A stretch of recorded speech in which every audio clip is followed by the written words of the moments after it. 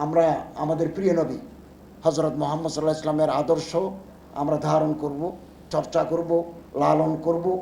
ব্যক্তি, পরিবার, সমাজ, রাষ্ট্র, আমাদের রাষ্ট্র যদি রাষ্ট্রযন্ত্র যারা এতদিন চালিয়েছিলেন অথবা আমরা চালাচ্ছি, আমরা যদি হজরতের আদর্শ মেনে চলি, তাহলে আমাদের দেশে লুটপাট,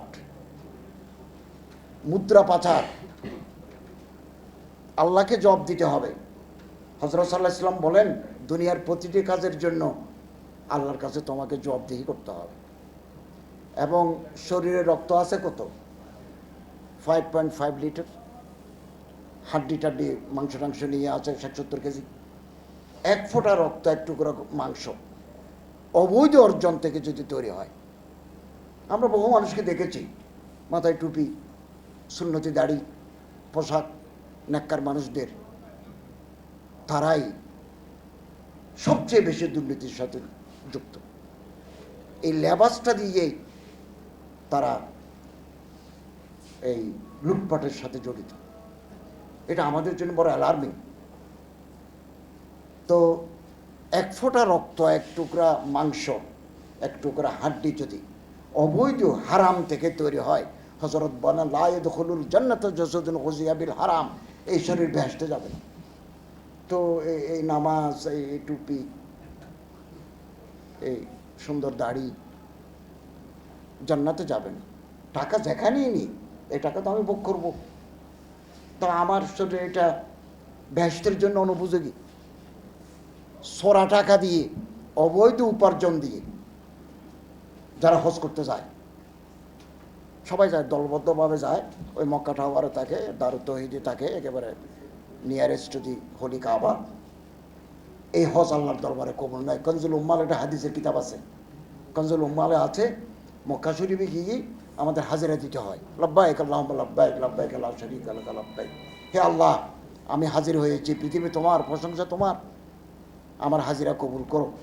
তখন আসমান থেকে ফেরেশতা ডাক মারে, লা লাব্বাইক লা সাদাইক, তোমার হাজিরা কবুল নাই, তোমার জন্য কোনো সুসংবাদ নাই, হজ্জুকা মরদুদুন আলাইক, আল্লাহ তোমার হজ তোমারে ফেরত দিয়েছেন। অতএব আমরা যদি ইসলামী লেবাস নিই, আমরা প্র্যাকটিক্যালি ইসলামের উপর আমল করব। সুরত শেখুল ইসলামের নিলাম, করলাম ভিন্ন কাজ। এই বৈপরীত্য আমাদের জন্য ধ্বংসটাকে নিয়ে আসবে। আমরা একটা সুন্দর, একটা বৈষম্যহীন, ইনসাফপূর্ণ একটা সমাজের স্বপ্ন দেখি।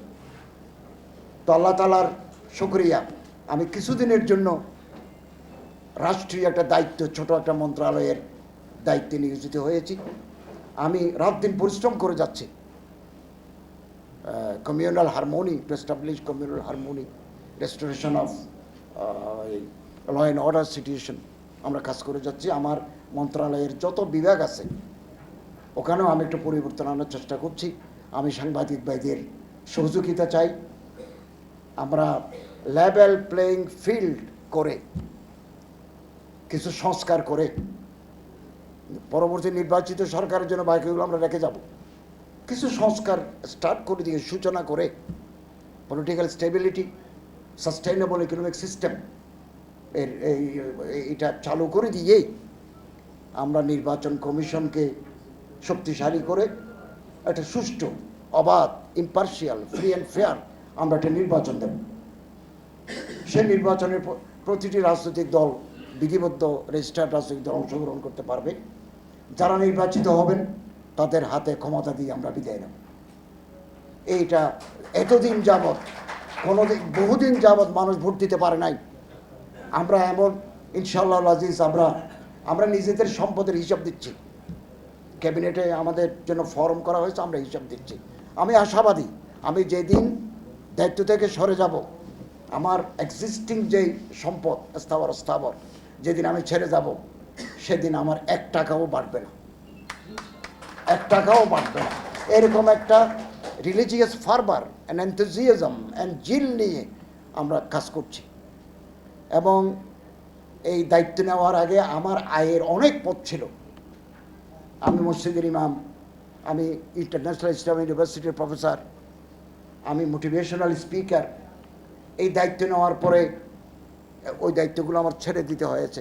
আমি মনে করি আমার জীবনের পুরো জীবনের এটা একটা সোনালী অধ্যায়, আমি রাষ্ট্রকে সার্ভ করার সুযোগ পেয়েছি এবং আমি অত্যন্ত 100% দেশপ্রেম নিয়ে, সততা নিয়ে আমি কাজ করব। আপনাদের আন্তরিক সহযোগিতা চাই এবং ইন্টারিম গভর্নমেন্টের হাতকে আপনারা শক্তিশালী করুন, যাতে আমরা একটা সুন্দর দেশ আগামী দিনে ইলেক্টেড যারা ম্যান্ডেট নিয়ে আসবেন তাদের হাতে দিতে পারি। আল্লাহ তাআলা তৌফিক দান করুন।